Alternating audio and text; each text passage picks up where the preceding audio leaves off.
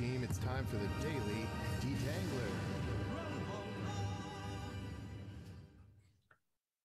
And I wanted to share a little bit about doing something new. There's been a lot of emails coming from Catalyst the last 2 days, and each one builds on the next. And there's some really, I guess, for lack of a better word, really fundamental and really foundational content that he put out. And it's a bit complicated to digest, but it's really powerful. And it took me a couple times to digest it, and also just really trying to reflect on what came out. And I thought I would share some of my own tangles on processing what he's putting out with regard to the broader ecosystem view at IQVIA, as well as the execution fabric and how that stone soup exercises and all the stone soup that we've been doing helps me and might help you. So using the inputs from the weekend and thinking about what we're trying to achieve, I thought I'd outline a bit of the situation as I'm wrestling with it, and then the idea of choice and experience.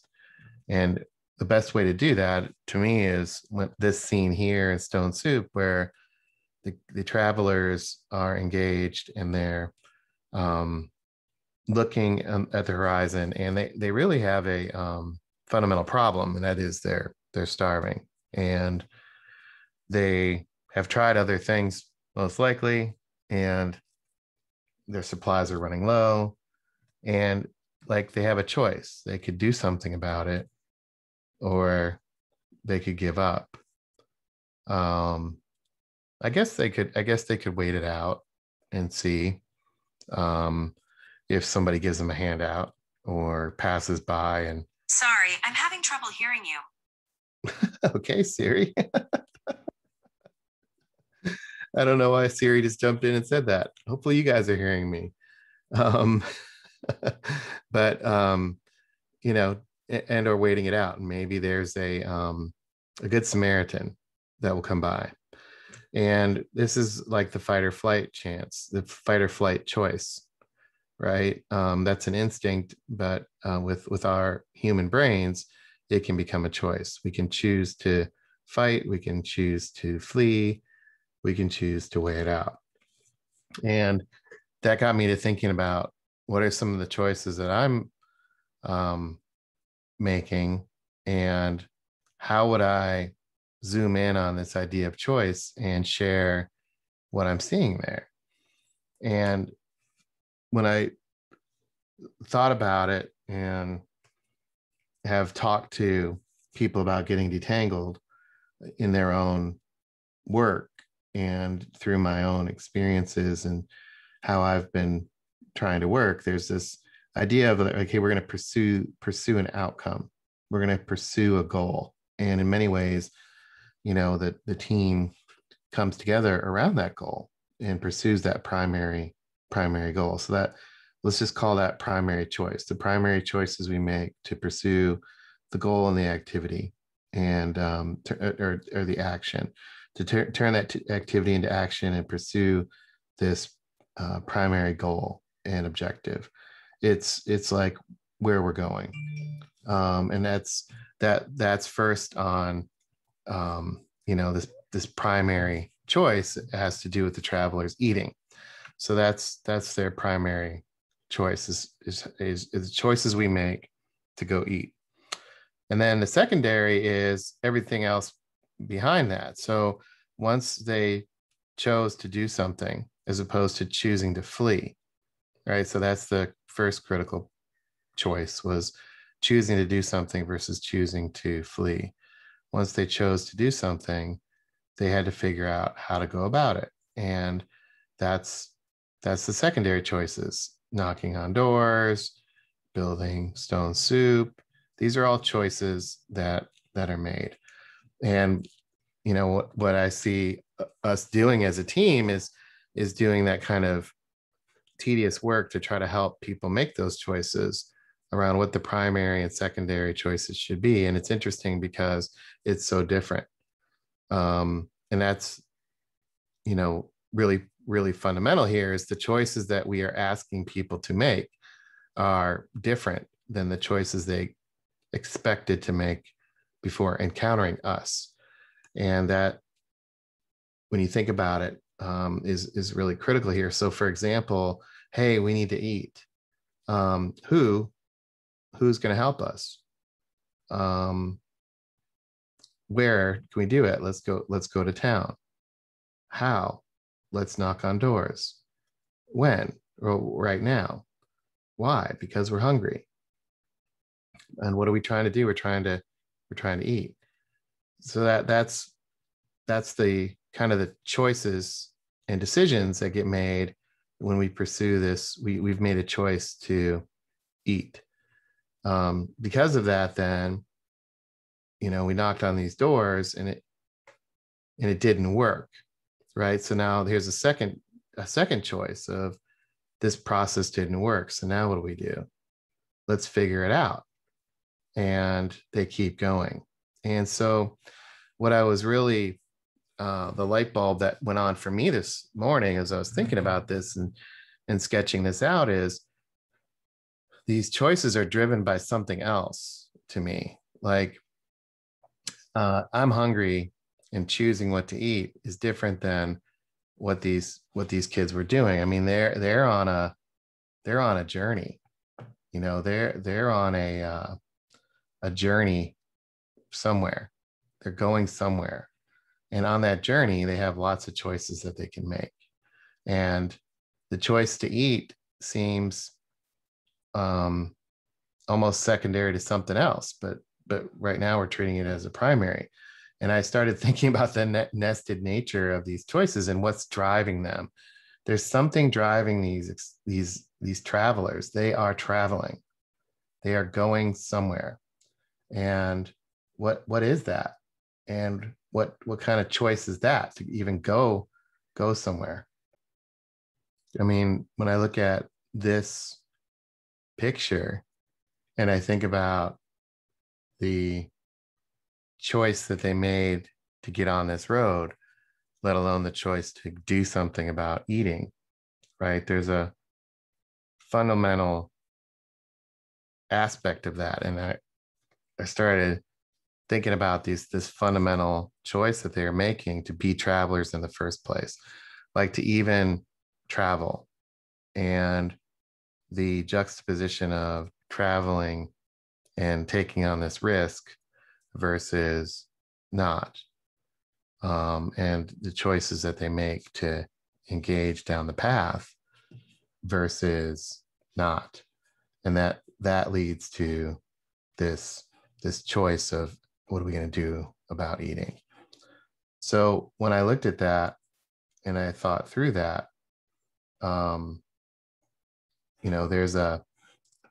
there's a fundamental choice that happened, and I couldn't remember what this was, so I had to look it up. But there's this idea of a fundamental choice that drives everything. It's like your prime directive as a person.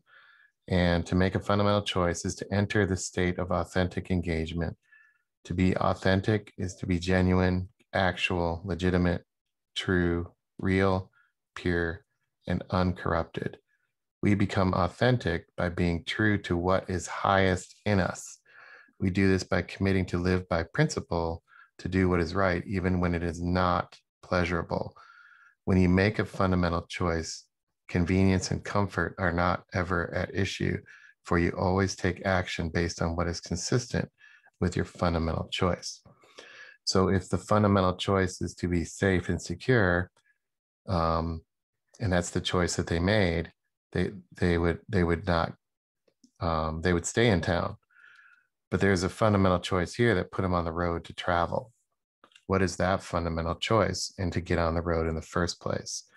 And that's interesting for me to think about, because this drives all these choices, drive a lot of action. if their worldview is in the fight or flight, it's flee. All the choices they make while fleeing is completely different than the primary choice of fight. So what does that look like, right? And that leads to a example that I can think of is through what Catalyst is putting out with regard to this fundamental choice of operating versus innovating. And these are two different operating paradigms, yes, but they're also fundamental choices. We can choose to operate and approach something with an operational approach, or we can choose to innovate. And there's a primary choice in that. And that will set out all the other choices will be dependent upon that fundamental difference, that fundamental choice of innovation or not. So based on the choice of these travelers and where they're headed, all of this was set into motion.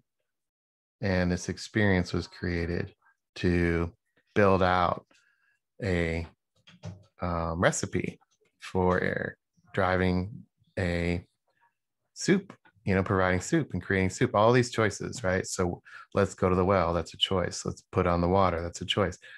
All of these ingredients are choices. And all of these were, fundamentally put in motion because of the primary choice to let's innovate, as opposed to let's flee, or let's retrench, or let's give up. And when I look at this is in the innovation space. These experiences are created by a lot of choices that are made along the way and in the moment.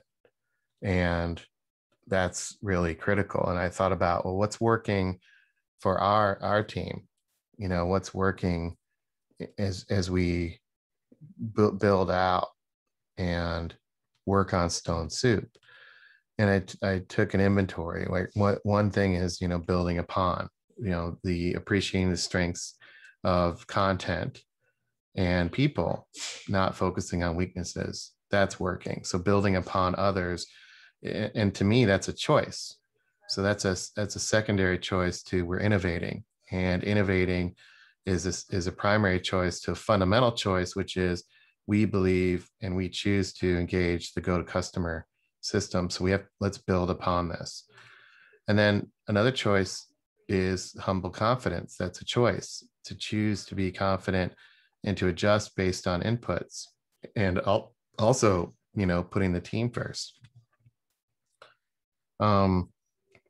Another choice that I see working is being flexible and responsible at the same time. There's a VUCA condition and there's VUCA inputs and impacts hitting everybody. But yet we have a primary responsibility also to figure this out. So we have to be flexible at the same time responsible. And another one is being engaged authentically by staying true to yourself and building trust. So these are all choices that I see as we're building and creating Stone Soup, which is a choice to innovate, which is a choice of tackling the fundamental challenge of go to customer, and that fundamental choice we make to take the path less traveled. So other choices I see is choosing to synthesize in the present, taking action based on connecting the dots and what's happening now. That's a choice.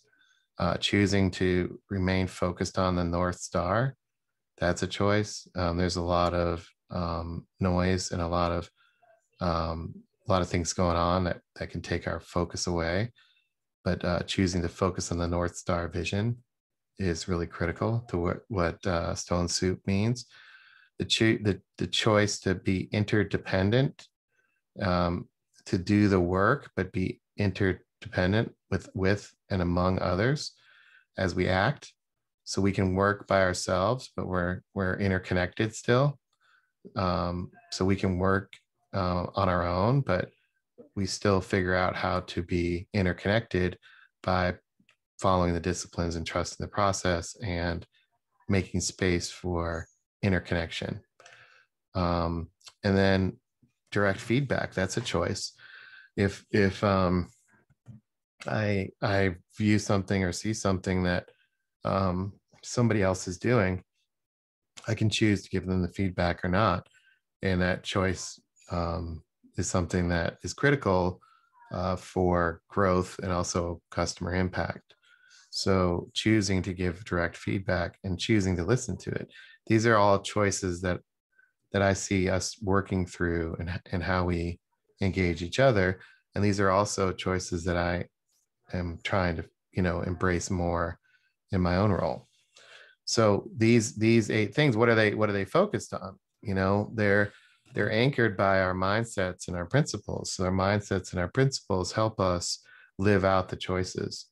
They help us live out these trade-offs, and they help us guide our decision making. And this idea of living out our choices is how change happens.